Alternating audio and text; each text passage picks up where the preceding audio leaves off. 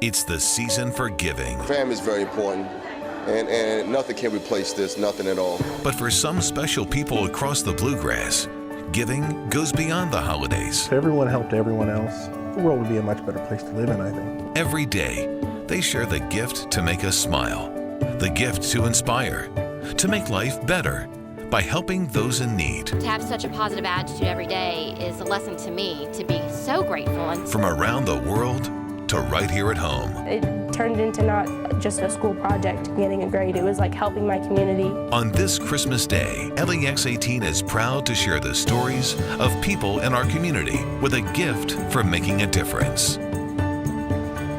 Hello everyone and Merry Christmas. I'm LEX 18's Nancy Cox. And I'm Haley Harmon, and welcome to our LEX 18 Making a Difference special. During this special time of year, we are proud to share with you good news. It's all about the good works people are doing in their communities all across Kentucky.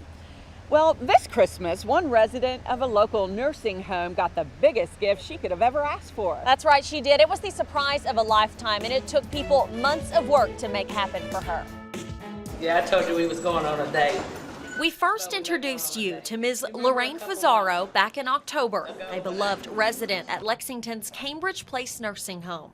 She is incredibly sweet and kind-hearted, and she's so happy, and she always has a smile on her face. The staff had put out a plea for donations to help them grant her the wish of a lifetime. Like I said, I'm very close to her. She knows that something's going on. She just don't know what. Due to financial difficulties and distance, she had two teen grandsons in Texas she had never seen in person before, only in photos framed in her room. That is until the surprise of her life. There will not be a dry eye in the building, and we just can't wait to make her memory happen. She had no idea that they had brought her grandsons here to surprise her, a moment she has been waiting for 15 years.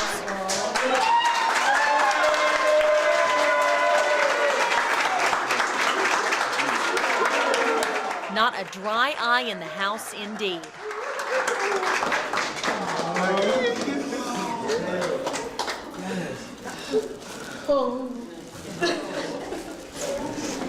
Hey, Mom, how you doing? An overwhelming moment.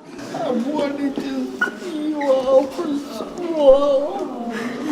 Now, a priceless memory that no one here is soon to forget. Family is very important, and nothing can replace this, nothing at all. Thank you. And it wasn't just a one-day thing. Thanks to donations from the community, the Fazzaro family's trip was completely paid for, including their travel and hotel room, so they could spend the entire week with Miss Fazzaro. That is so great. Well, have you done any traveling this holiday season? If so, you've probably packed and unpacked a dozen times. Isn't that the truth? Well, one Lexington man is making a major difference for children in foster care here in Kentucky, all through a simple piece of luggage. There are 150 probably here easily. Don Pratt knows all too well about the hardships facing Kentucky's foster children. After all, he provided a home for more than 65 of them during his 30 years as a foster parent.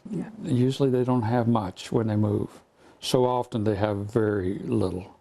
And they come to my home with nothing except the clothes on their backs. And any belongings they did have, all they had to carry them in was a garbage bag. And so I saw these kids initially coming in garbage bags. And sadly, that's true of the overwhelming majority of them. While his foster parenting days are now behind him, Pratt's mission to help these children goes on. For the last 15 years, he's collected and donated countless luggage items to foster organizations in nearly every Kentucky county. And he's asking the public to help him do it again this year. What I have is 1, 2, 3, 4, 5, 6, right there. And these are all nice bags.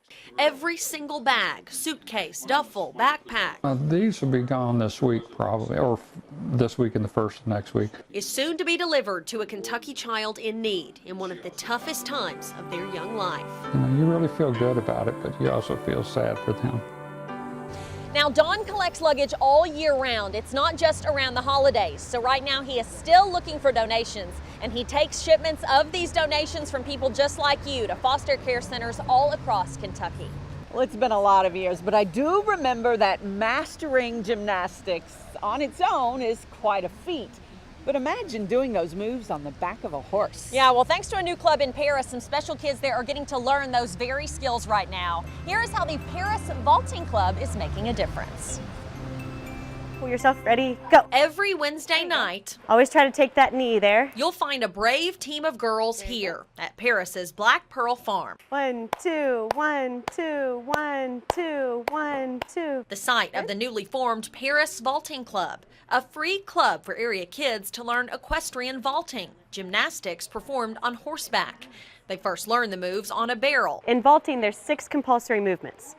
So earlier we practiced basic seat, flag, and mill, and one of the other ones is scissors. Before moving on to the big time. Okay, so let's see your basic seat. Practicing those moves on sync. Get your feet straightened out, toes down, legs long. The free club allows these girls, some of whom are special needs, to be part of a team. We support each other, we lift one another up, literally and metaphorically. And one day they're hoping to compete.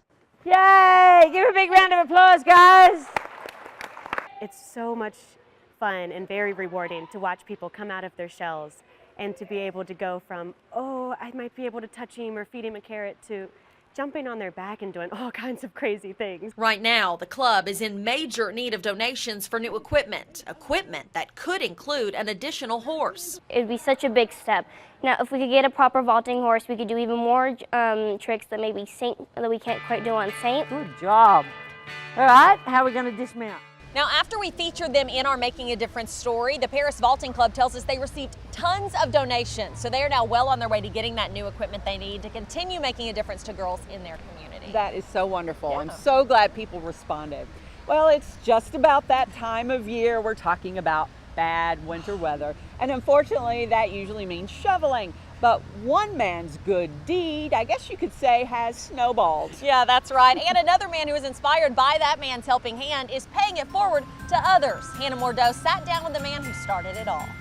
Thomas Wilson always helps his kids with their homework, but it was a lesson he taught them during the many snow days earlier this year that's making all the difference. Helping others pays off. If everyone helped everyone else, the world would be a much better place to live in, I think. Well, the man neighbors call the patron saint of Masterson Station was sure making Lexington a better place when he and his boys braved the snow to help anyone in need.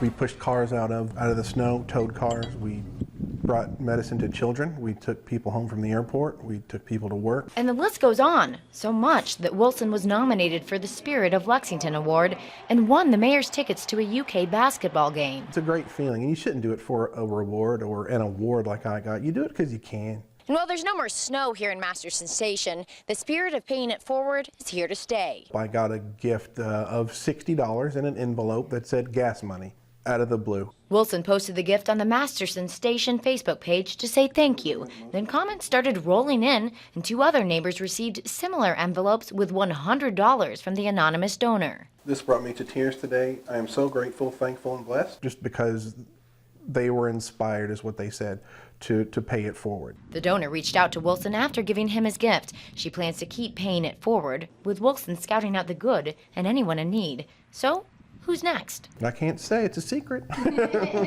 What's not a secret is that a little help goes a long way, a lesson we can all take to heart. If everyone, kind of keeps the momentum going, only great things can happen.